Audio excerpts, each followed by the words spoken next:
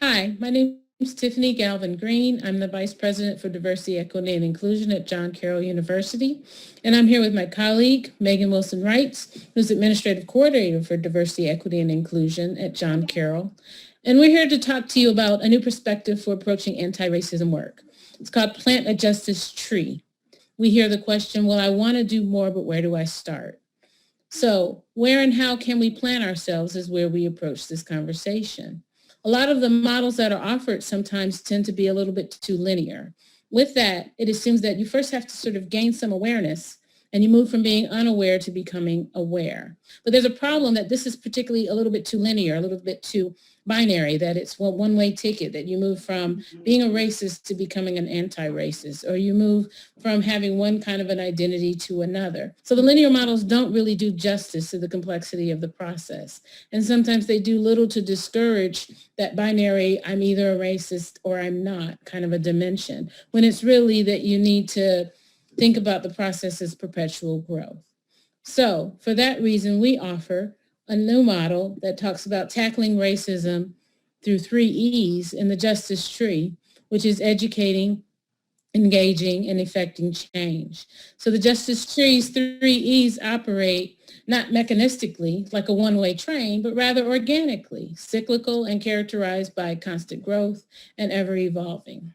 So in our model, we've imagined this like the life cycle of a tree, acorn to sapling to tree. The work of learning about and working towards racial equity has to start really small. And we have to understand that it takes time.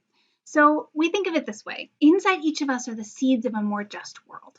And we have to grow in order to build it. But in order to do that growth, we have to be able to expand beyond ourselves. Just like an acorn has to absorb water and nutrients in order to sprout, we have to start absorbing different messages about the world than we might have grown up with. In our extremely racialized culture, racism is everywhere, and many of us have been encased in a hard shell of racist assumptions and ideas and systems without ever realizing it. And so we have to be intentional about absorbing the nutrients that'll help us break out of that shell. But once an acorn cracks open, it's not yet a tree, right? You can't jump right from acorn to tree. There's this sapling stage. So once it sprouts, it needs water and it needs soil and sunlight and air in order to begin to grow. And so likewise, as we start breaking out of the racism that keeps us trapped, we also have to engage with those things that help us to grow. And so our self-development is going to rely on others. And this is hard because we are fragile in this stage. But growth requires that we keep at it and that we keep showing up as our full, authentic, and vulnerable selves in our multiracial communities and working to be a full participant in those dialogues and in those relationships. Eventually, with time and nurture, that little sprout can become a tree. It can stand on its own, it can offer shade to others, but as we'll see in the next slides, trees don't stop growing once they mature. They keep adding to themselves, one ring after another, and they start to support their whole ecosystem, growing more trees to follow them. So for those of us who are people of faith, this model may also resonate with our own spiritual journey. And this is as it should be, because this work isn't simply intellectual. It's soul work, heart work, body work. We have to put our whole selves into this. John Carroll University, where we both are, is a Jesuit institution. And like other Jesuit schools, we're rooted in the Ignatian pedagogical paradigm, which prioritizes the education of the whole person. That model of education also informs our development of the Justice Tree model. And so the first thing we have to understand is the context of the experiences that we've had and reflect upon them. And that is the work of self-education. So I'm going to highlight one more point. Educating yourself first means that you're approaching what you learn, read, and listen to and watch with a growth mindset. No one can grow unless they're open to becoming better, which means a growth mindset is something that is never an end state. Right. Secondly, lived experience is important, but lived experience is not the same as education. So centering the lived experiences and voices of people of color, it can be really important in this work. Yet even those experiences are widely varied. And even for people of color that are asking, well, what more can I do? It's important to realize that one's own lived experience or knowing about others' lived experiences is not the only education that needs to be acquired. Thirdly, take responsibility for your own education. Do your research on issues that you're not familiar with, but be careful not to assume that it's up to anyone else to do that education for you. Yet, you may have to rely on other sources. And when you do, particularly if you're relying on persons of color, that you need to recognize their generosity. Give them loud and appreciative thanks, give them credit, even pay them where that might be appropriate, because it's labor. That engaging in authentic relationships is really about doing the interpersonal work that's necessary before you can go out and become more active in the community setting. You're going to have some tough conversations.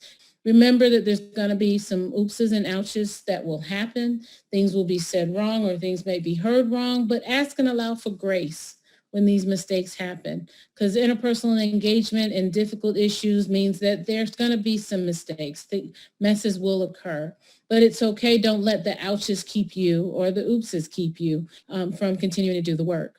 When to call out or when to call in is important to recognize. You need to know that you may be observing some problematic behaviors from others, such as racist speech or actions or false assumptions. And you need to know when you need to call people out on it versus thinking about a calling in approach where you seize the opportunity to ask, well, where did these ideas come from? The more that you do that kind of engagement, the more that you're prepared to do the work that you need to do to affect change. Lastly, 2 other points. When engaging on difficult issues, listen more than you speak. Listen to the arguments being made by others. Listen to understand first, not to respond. And listen with curiosity. Don't be a trophy seeker.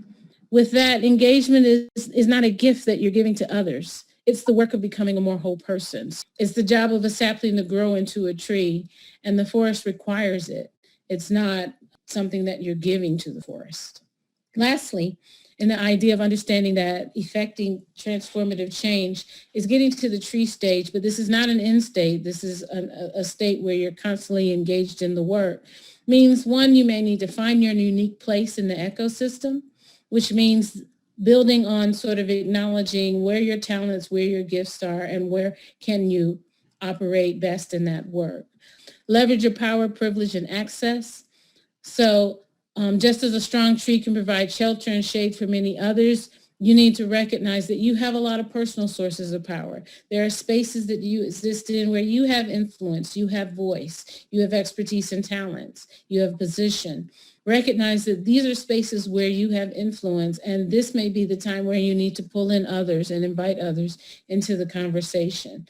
Practice good followership. Good followership is characterized by an active participation in the pursuit of larger goals, which means that you can work independently and be accountable for your actions and take steps to support movements, but you don't always have to be in charge. Your expertise is not always what's needed. Sometimes your work is what's needed and your support of other leaders. And that's something that we all need to be reminded of, that the small tasks to the big tasks are important for effecting change.